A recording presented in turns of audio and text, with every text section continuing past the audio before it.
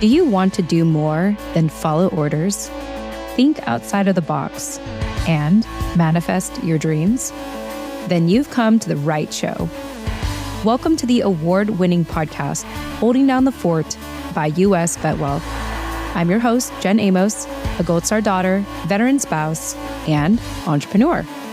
For Season 8, we continue our wonderful partnership with the Rosie Network to highlight motivational stories of personal growth, financial awareness, and autonomy in our military community. We're also excited to showcase our partnership with Blue Water Advisors. Well, we have a lot in store for you this season, so let's get started.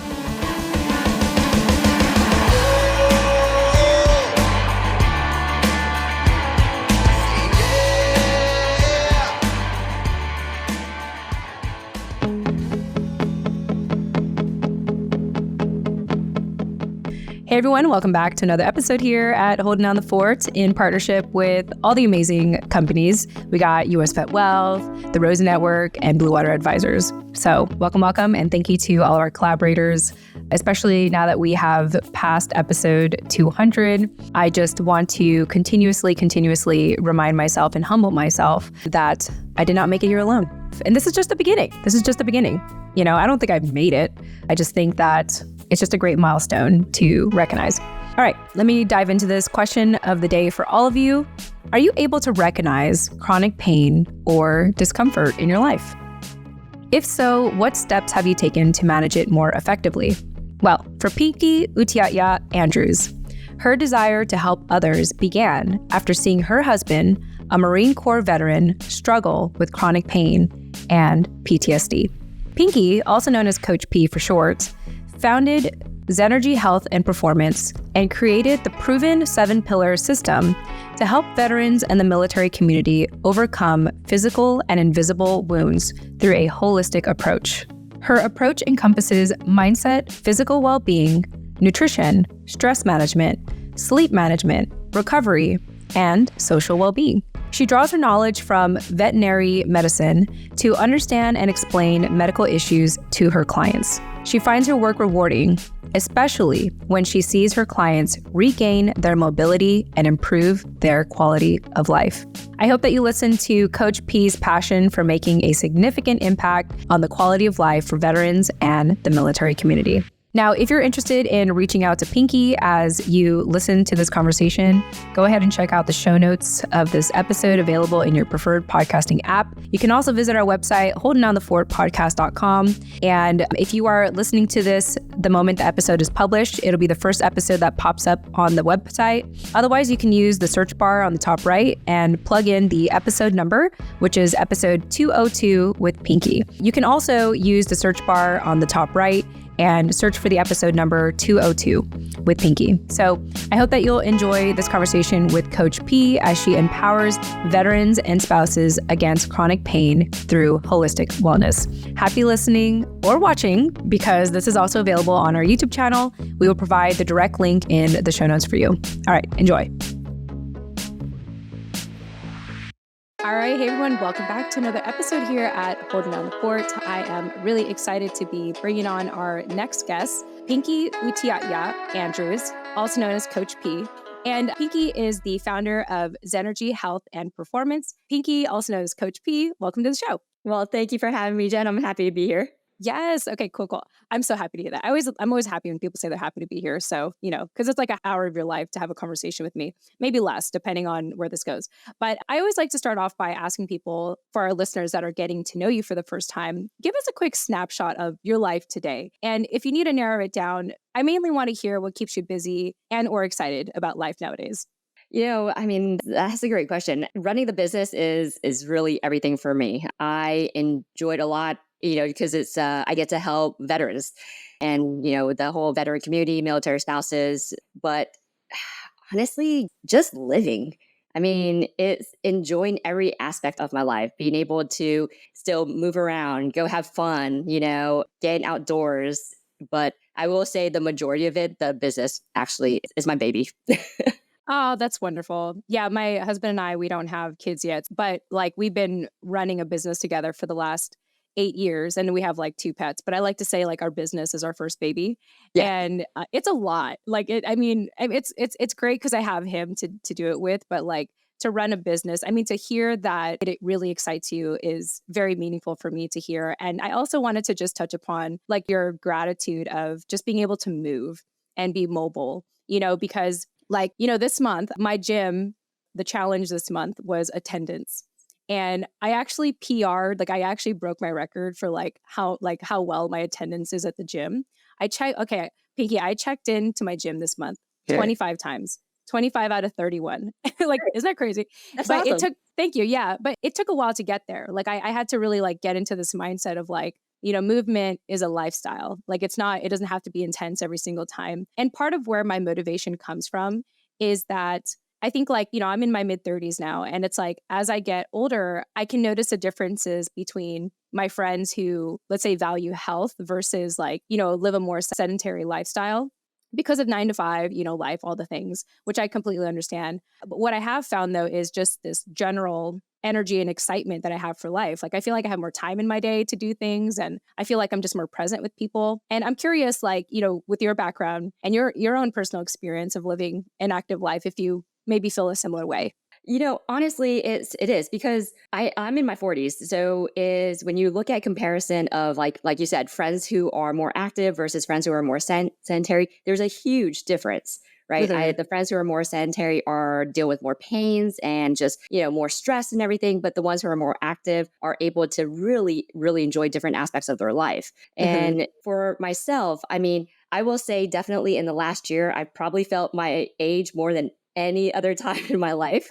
And it's because I've actually been a little bit more sedentary. And Mm. so breaking out of that cycle has been hard. Like even for me, it's been challenging. And I actually have to put, little steps into place saying, as the same thing as I tell my clients, baby steps, right? It's like, what's one Mhm. thing you can change today or one thing that you can improve on today and then build that momentum there. But it's tough for everybody. And especially when I'm looking at my parents or, friends, other family members who are dealing with chronic pain and they can't enjoy their life to the fullest. That Mhm. is a driving force for me to, remind myself to get my butt into gear. Yes, yes. I think, even just spending time with my mom-in-law before this conversation and, my hope is that we can reassure my sisters-in-law that she can comfortably go upstairs, go up to the second floor. And it's moments like that that really humble me and recognize like, wow, I can like, I mean, I do box jumps at the gym like easily, or I can just skip a step on a staircase if I want to. But I know that for, someone like my mom-in-law, it's a different scenario. A lot of her life, especially in the recent years, has been sedentary. It has been, sitting, reading a book, or getting up to walk to have dinner, sitting down again, and then getting up just to walk to sit down and watch TV. It's a very sedentary lifestyle, and so I think it's just very humbling, and also, like you said, like a good reminder to get moving. It is. I mean, especially because when people are dealing with chronic aches and pains, it's tough, Mhm. right? The one thing you want to do is just sit on the couch because that's probably the less painful thing to do. But Yeah, in actuality, the more that you move your body, the more your body is actually going to adapt and you're actually going to feel better. And yeah, so it's tough though. It's really tough. And I mean, yeah.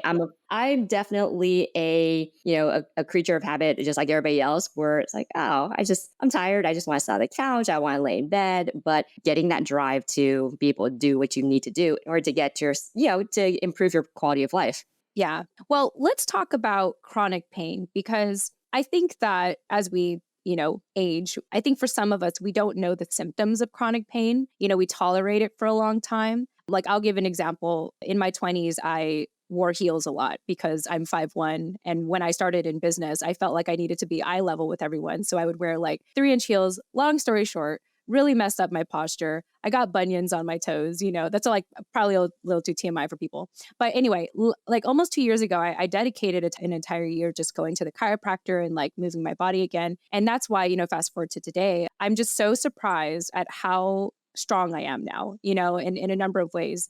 But I think that early on, it's hard to identify if what we're experiencing is chronic pain. So, how can you help us, like, even just,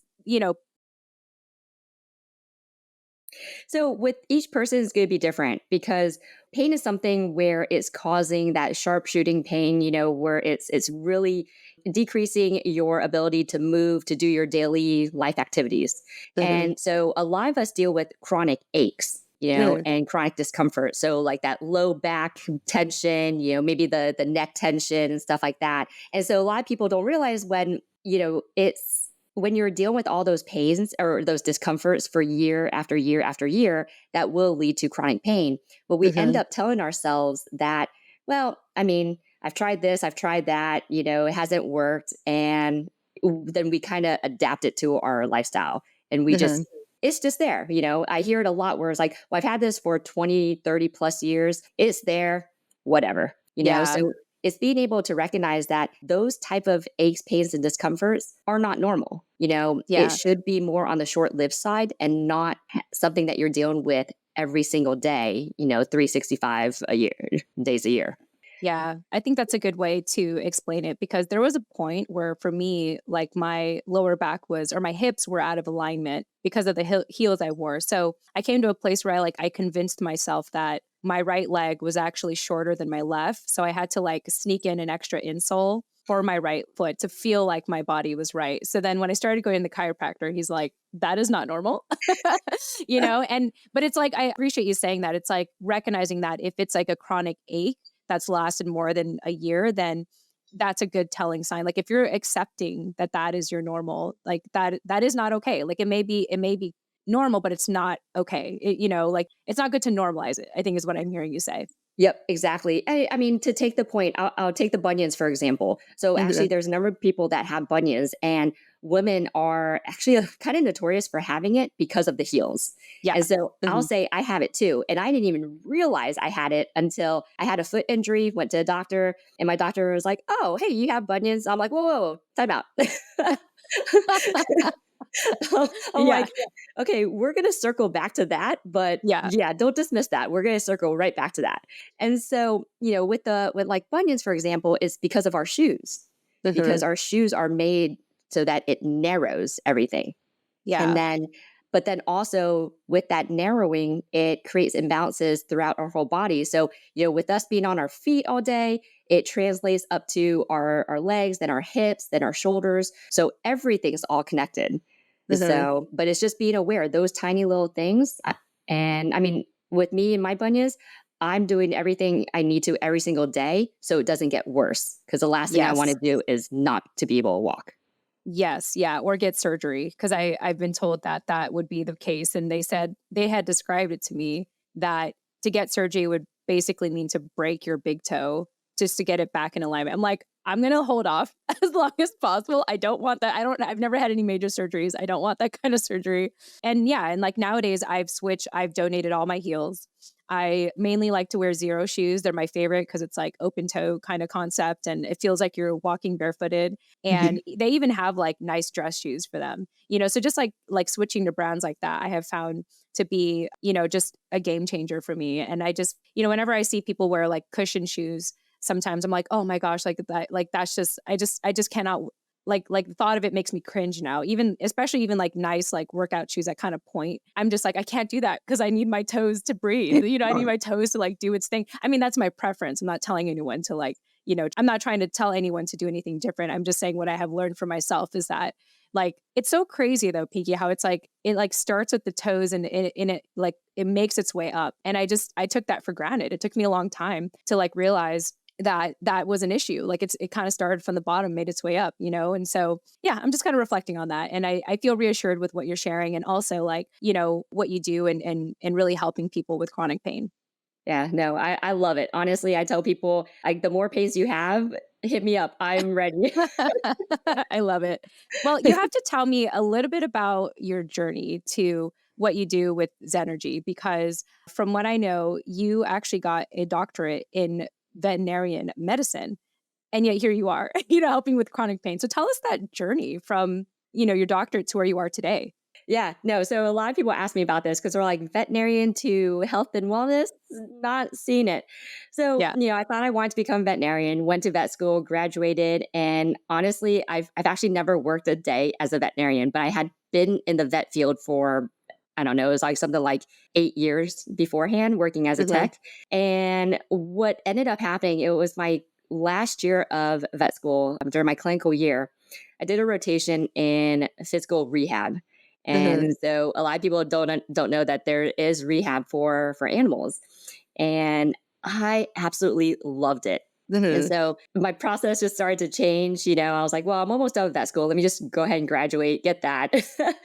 But it's one of those things where, especially, so my husband is a Marine Corps vet or Marine Corps veteran. Let me distinguish the two. And seeing him, he was deployed to Iraq, seeing him deal with the chronic pains, the PTSD, the depression, it's just a cascade reaction. And so I actually just started working with him because as a military spouse, it's tough. We don't know what our service members are going through. We can just see it from the outside, but we can't see those invisible wounds and that invisible trauma. And so I'm not even going to deny, like, it was tough. It was really, really tough for both of us. But I knew I can help him from a physical pain aspect because I've been doing fitness ever since ever since I was little. So probably since high school is really when I started to, do a lot more physical activities, weight training, all that type of stuff. Loved it.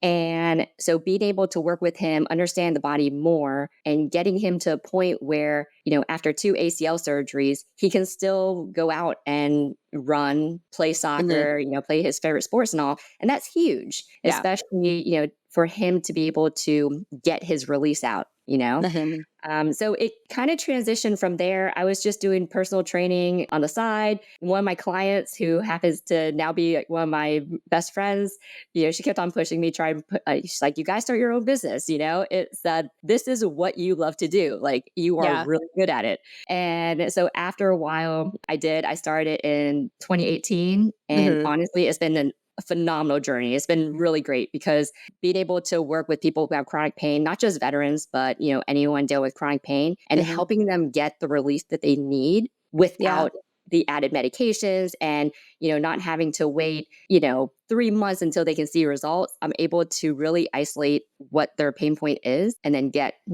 them their relief. And I feel that the veterinary side actually helped with that because helping them to understand what medical issues that they're dealing with. So whether if they have like a musculoskeletal injury or if they have a skeletal, any type of injuries, I can explain it, take the time to explain it to them. And then also with animals, they can't talk to me. I have to use all my other senses, either feel or basically visual, as far as to see what's going on. So I've been able to take that, translate it, work with people. And so now I can see people walking in front of me and I can just pick them apart as far as they're dealing with this pain, that pain, and so on and so forth. Amazing. Like, my husband hates me for it because he's like, I cannot stop seeing it now. Man, it's like once you see it, you can't unsee it. Right, exactly. So that's how the journey from veterinarian to health and wellness consultant worked out.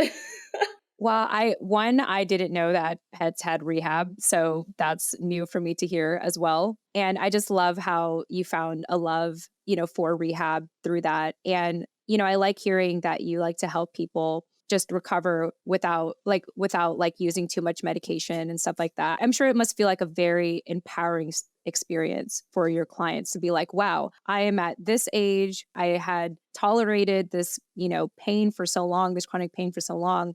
And now it's gone, like tell me about that epiphany or that moment that you get to witness when your clients experience that level of empowerment and everything. Honestly, it's so rewarding and so satisfying. Like I said, it started off with my husband and seeing how he still has his mobility. He's able to do stuff. But I'll actually give an example. A client that I worked with for about a year, and he's an Army veteran. He was dealing with, low back pain for about 2 years or over more than 2 years, hit the depression state, gaining weight, and was just in a really bad place, just mentally and physically. Yeah. And after going to various doctors to try to, get that relief, they were prescribing him pain medications to use, stretches that weren't really as effective. And then, just techniques that were not that great. Mhm. So after working with him, I mean, he went from what I think it was about like 300 pounds down to about, I think it was like 180 pounds. Wow. His mobility, his physical fitness has improved drastically. His nutrition improved drastically. To this day, he's actually a so going through all of that, he became so empowered with him own self that he became a running coach, and he now is back into running the way that he was before. But Wow. he also keeps in mind that, hey, he still has these issues, these structural issues in his low back, and he still does what he needs to do in order for Mhm. him to continue running. But I mean, I look at him and we still stay in touch, and I love what he's doing and where he was to where he is now. So to see that journey is so satisfying for me. Yeah, that's like having a new lease on life, you know? hmm Exactly. I mean, especially because now he can help other people. He can spend actually that quality time with his daughters, Mhm. and not sit on the sidelines. Yeah. So it's great. Oh, that's wonderful. That makes me so happy to hear. I mean, I'm sure it's even better for you because you were a part of that. You're a part of that like empowering journey for your client. I know that with your business, you have a proven 7 pillar system to help your clients. Tell us about that system. Yeah. So, here's the thing about our health. It's very multidimensional. Mhm. A lot of people will just focus on fitness, focus on nutrition, but really it encompasses so much more. So my Mhm. 7 pillar system starts with mindset, because if your mindset isn't on board, it's going to be a lot harder, to make it through your journey. But Mhm. the mindset is first and foremost.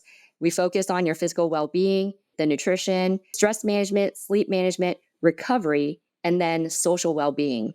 So Ugh. all of those tie into one another. And so to just kind of break it down more, like I said, mindset, if your mind isn't on board, it's going to make the Mhm. journey a lot harder. And then Mhm. just shifting the way you think about things, right? Because a lot of times, a lot of people will be like, well, I can't do this because of X, Y, and Z. Well, instead of saying I can't, just trying to reframe that to be like, what can you do? Yeah. And so it takes it from a point of restriction to a point of opportunity. And Mhm. then your physical well being. Well, if you're dealing with chronic pain, it's not that you can't do stuff, it's just we have to modify how we do things. And then Mm. also, let's get to the root cause of the problem, so that you can move into, move forward. Then nutrition, what we eat is really important. Honestly, that's a good chunk of what happens. I mean, how it affects us physically, mentally, emotionally, So being able to choose proper foods for you. And Mhm. it's different. The one thing I say is that nutrition is not a one size fits all model, because you have to take into account, well, your age, your gender, your culture, like if there's a cultural component, and then your medical history, and then a few other things. So Mhm. it's very much a individualized thing. And then stress. We all deal with stress, Mhm. so techniques on how you can mitigate the stress, or basically just how can you improve it, so that you can continue to function at your best. And Mhm. then sleep, that affects a lot of people too, right? So a lot of people can get quantity sleep, but not that quality sleep. So how Mhm. can we work on improving so that you can get that quality sleep, so that you're well rested, so that you can again perform at your optimal best. And then recovery. Recovery is so important, where it's a combination of passive and active recovery. So how do you allow your mind, your body to recover so that again your performance, whether professionally or personally, is at its best point. And then social well-being, I think a lot of people forget about this, because in today's day and age of technology, where everybody is so focused on the computer, on their cell phones, we forget that human interaction that we need, that in-person interaction, we need that. It doesn't matter Mhm. if you're an introvert or extrovert, we need that social component, because it does trigger different areas of our brain to light up.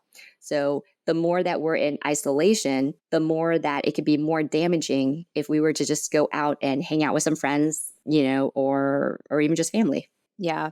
One thing I found kind of like post COVID times was just being comfortable sitting at a coffee shop again. Like I may not be talking with anyone, but just like being around other people, I think is like a good baby step for, let's say, introverts who are like ready to get out of their shell, but they don't want to like have full engaging conversations with people. But I really love the whole multi-dimensional approach to what you do. And the key word I heard is modify, like recognizing like, hey, we're going to have stress. We're not going to have the best kind of sleep. Like, life is life be life in. And so, but what we can do is acknowledge that and modify like what your lifestyle so that you can just have a little, like little by little, you can have a better quality lifestyle. And so I really like that. And I especially like how you mentioned that nutrition is different for everyone. I think that there are a lot of fad diets out there. And of course, if it works really well for some people, they think that it should work for everyone. And that's not always the case. Some people cannot be that strict or whatever the situation. And so I really just like the detail. You get down to the details in working with your clients. Yeah, it's so important. I mean, I used to be one where, all right, if I just, went to the gym every day and, it could counteract the way that I ate when I was younger, right?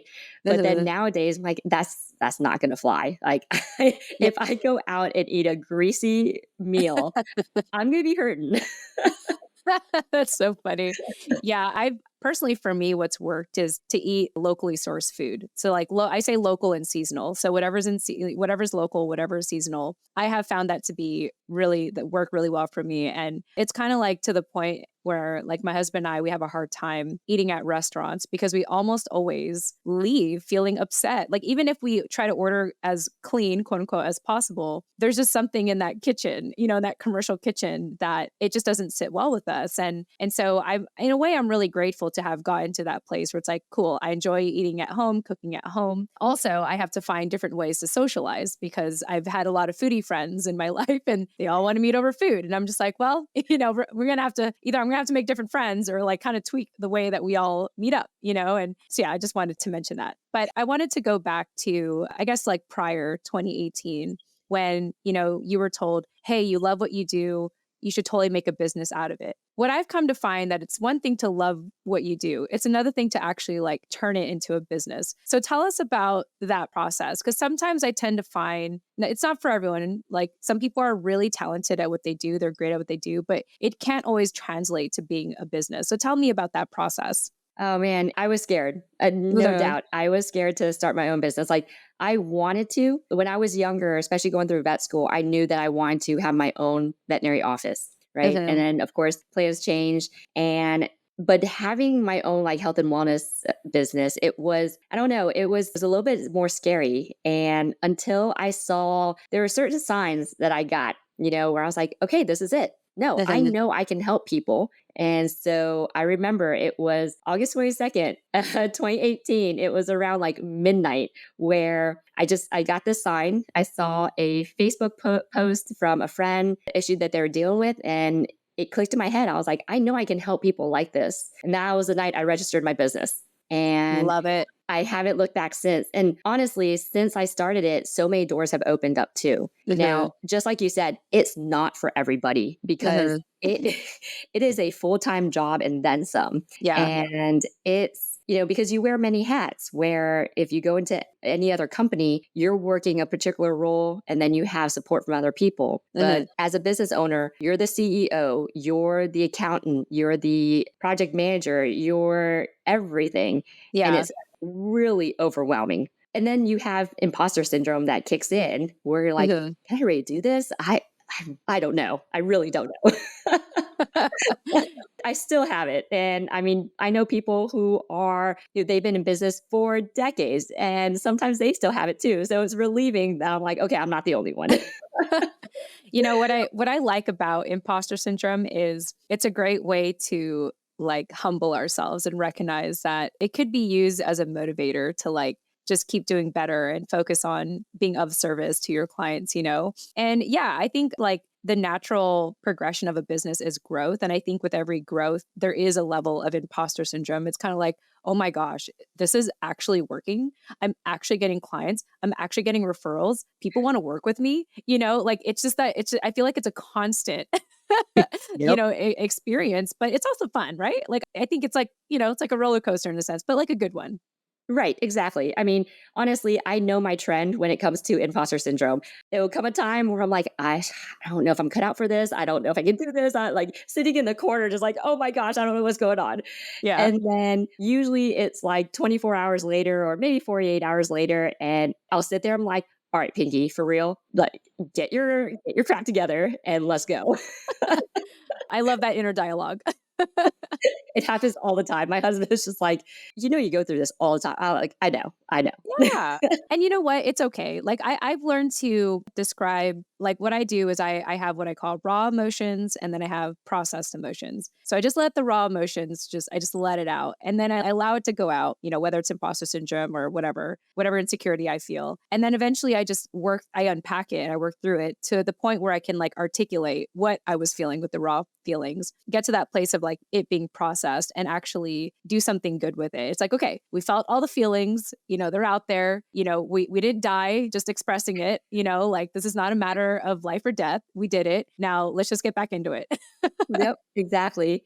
And I think also for a business owner, it's important to have other business owners in your circle. So Mhm. for the first few years, so I'm 5 years into my business. In the Mhm. first few years, I had all my friends and I love all my friends, but they're not business owners. Yeah. Yeah. So there's a little bit of disconnect because there are some things that they just don't understand. And when you're around other business owners and you can there's more relatability. You're like, yeah, no, I've been there, and it's okay, stuff like Yeah. that. It really does help out a whole Yeah, lot more. absolutely. So Yeah, yeah. I have a friend that I've been checking in with once a month. Like it's almost like a therapy session, but it's really just us checking in with each other and we just check in on our businesses and see how it's going and it's just really nice to like talk to someone who understands the struggle. And I also know for you Pinky, you are a graduate of the Services CEO program by the Rosie Network. So tell us what that was like to go through a program with other people in the same shoes as you. Honestly, I love the program. I think is great, and I do recommend people take advantage of that program. And so, it's just to be around, and it was nice too because it was a small cohort. So Mhm. I feel like sometimes if the cohort is too big, it just gets a little bit diluted. Mhm. But with a small cohort, I mean, I'm still in touch with the people in that cohort, and it's great. And if we find an opportunity that will work with someone else, we'll pass it along to that person. And so it's really just nice to have that connection. But the program was really great, as far as even just putting together, because one of the biggest things I wanted to do was to put a pitch deck together. And I Mhm. had no clue whatsoever how to do that. Yeah. After watching so many different, go to YouTube University and watching so many things from there and then just reading about it, it just made me more confused. And so going step by step to learn how to do it has been great. And it's gotten me to a point where I'm like, okay, now I can make modifications to it. But also because one of the goals I have for this year is to enter into a pitch competition so I can pitch How my business. exciting. Yeah. So I'm Yeah. excited and kind of scared. A little That's nervous.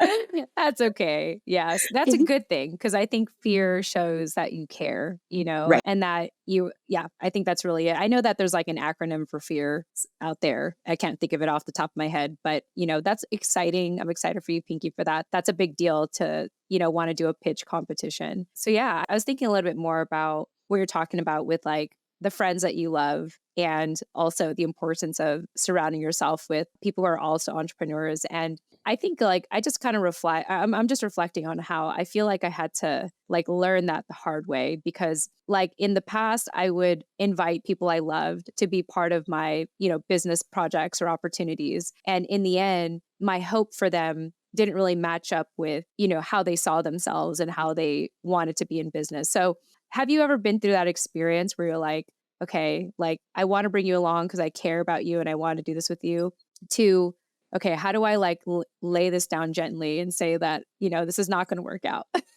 Yep, exactly.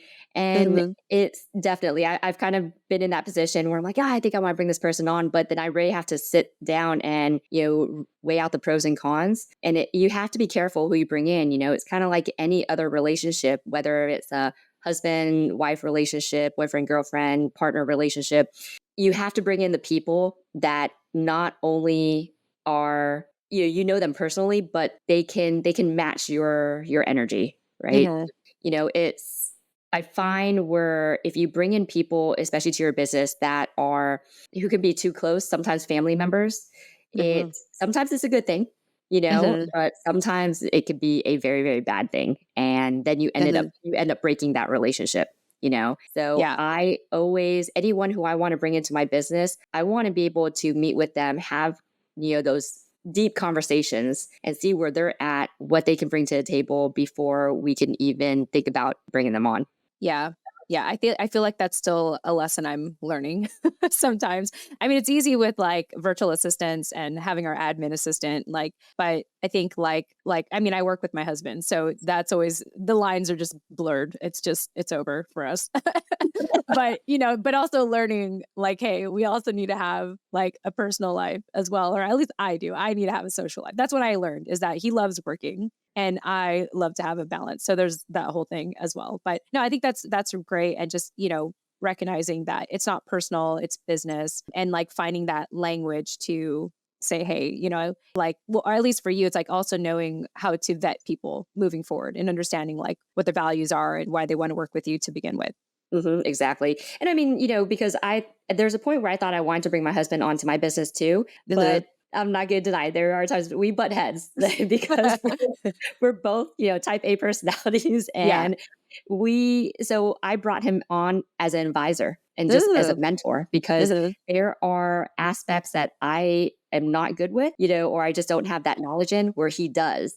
And then so just being able to bring in that perspective. But, even when I was working with him on his health, I actually had to see him as a client versus my Mm. husband, because Yeah. I treat the two very differently. Mhm. And so when we're talking about business, it's business, but then personal, then we can just be our goofy selves. I love hearing that. It's like, hey, we're married versus you're my client. So yeah, Yeah. that's definitely something that's like a daily thing that I'm always working on. But I'm It's glad to tough. hear that. I'm glad to hear that you generally figured it out with your Trust me, husband. it's not perfect by any means, because there are times where like I'm here because I'm a workaholic and I Mhm. have to legit just shut down and go like switch off, Coach Pinky, and switch back on just Pinky. Yeah. Yeah. No, definitely. It's, yeah. Again, going back to the constant, like, I mean, this is like not about imposter syndrome, but really just, it's like entrepreneurship or being a business owner is there's a lot of mental gymnastics and a lot of like code switching in a way. It's like one day this is my Coach P hat. This is my Pinky hat. This is, and same for me. It's like, this is my podcaster hat. This is my business hat. This is my wifey hat.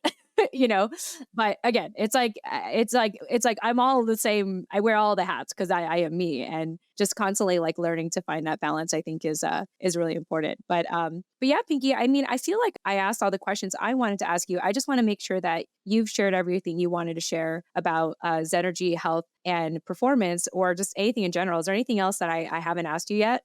No, I think that's it. I mean, as far as energy, like I said, I work with people who are dealing with this chronic pain, and it's very whole body focused, going through all Mhm. those 7 pillars. So the majority of people that I work with are actually with the veteran community and military spouses, because Mhm. one thing, because veterans go through, they deal with a lot of chronic pain, and Mhm. it's, I mean, just to kind of break down the numbers, there's 50 million Americans that deal with chronic pain. Mhm. And then the largest population of that chronic pain sufferers are veterans. And Wow. so, yeah. And then you think about going through, so you have that many millions going to the VA try and get Mhm. service, and it could be challenging. So, but I work with people, actually most of them I work with them virtually, and try and help them with through their chronic pain, and just working with their whole body wellness. Yeah. Well, I think that's great to hear, because I think my natural next question was going to be like, how do people work with you? So I'm glad to hear that you have that option to work with people virtually. Yep. So I work with people in person, but a lot of it is virtually, and then a combination of online as well. So they go through programs. So I have programs dedicated for just veteran men, and then Mhm. women veterans, and then military spouses, because each group is different, right? And are Mhm. dealing with different challenges. Yeah. Well, that's amazing. Thank you for what you do. Thank you. Yeah. Yeah. I mean, as we close up here, any final takeaways that you want to share? I've noticed in the past interviews I've done, everyone has like a quote or like a main mantra they want to wrap up with. So I figured I'd ask you the same. Like, any final closing thoughts? Don't let chronic pain run your life. There is a light at the end of the tunnel. Love it. Easy enough. Well, Pinky, it was a pleasure having you on our show. Thank you again for joining me. Thanks for having me. I love this. Awesome. Thank you so much.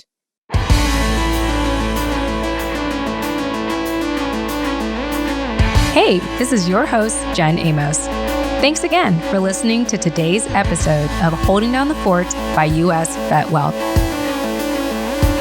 Visit holdingdownthefortpodcast.com to access the full show notes of this episode, including resources mentioned and bonus content. Once again, that's holdingdownthefortpodcast.com. Lastly, stay after this outro music for something a little extra. Thanks again and chat soon. Bye for now.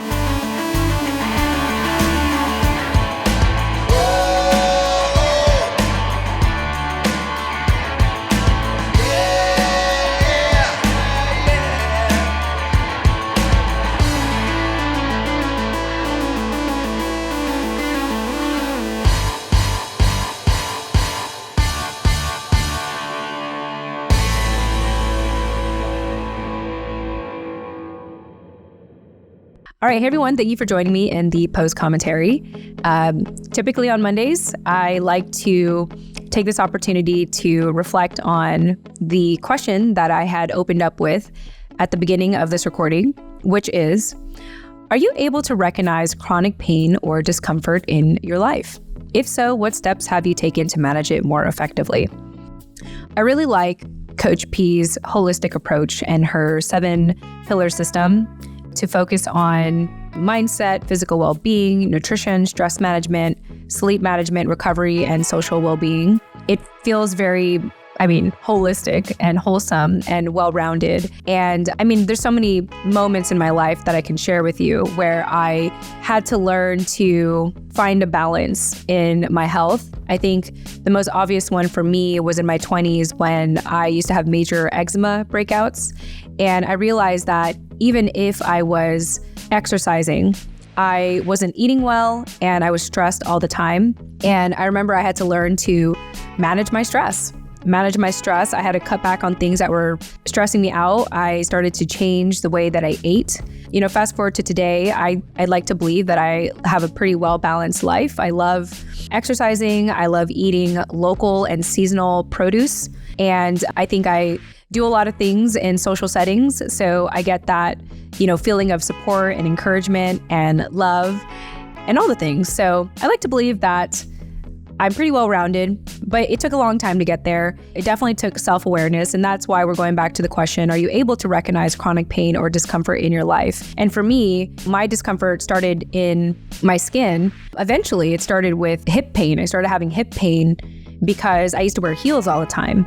And I used to think that because I'm 5'1", I thought that I needed to wear heels to be at eye level with people. And fast forward to today, I love and only wear barefoot-like shoes. Xero shoes are my favorite, by the way, in case you're looking for a brand. Xero shoes with an X. I have all their shoes for like dress shoes, workout shoes, boots, rain boots. I just love all their shoes. But it took me a long time to realize that the chronic pain of feeling slanted, feeling like one leg was longer than the other, sounds weird to say, it came from wearing heels. And I had to, dedicate a whole year to just going to the chiropractor, 2 to 3 times a month to adjust it. And even today, I still get adjusted on a monthly basis at least now. But I'm able to work out more. I work out at least at the time of this recording. I can work out anywhere from 4 to 6 days a week. And it feels great. Of course, I don't go intense every single time. I care more about movement rather than intensity. And it took a lot of being able to recognize chronic pain and discomfort. And so going back to you, I hope that this is something you can reflect on is, can you recognize if you have chronic pain or discomfort in your life? And if so, what steps have you taken to manage it more effectively? So I hope this is an opportunity for you to reflect for the day. Until then, thank you so much for listening.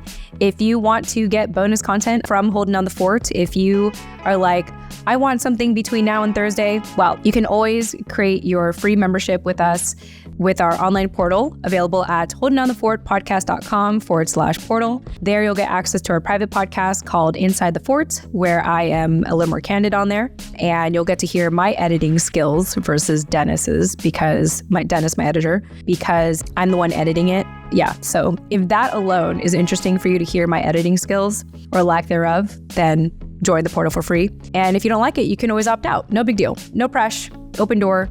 No big deal. Just join to get a good laugh and think, wow, Jen's really bad at editing. Good thing she just hosts because that's all she's good for. No, I'm kidding. I don't know. I really need to stop while I'm ahead.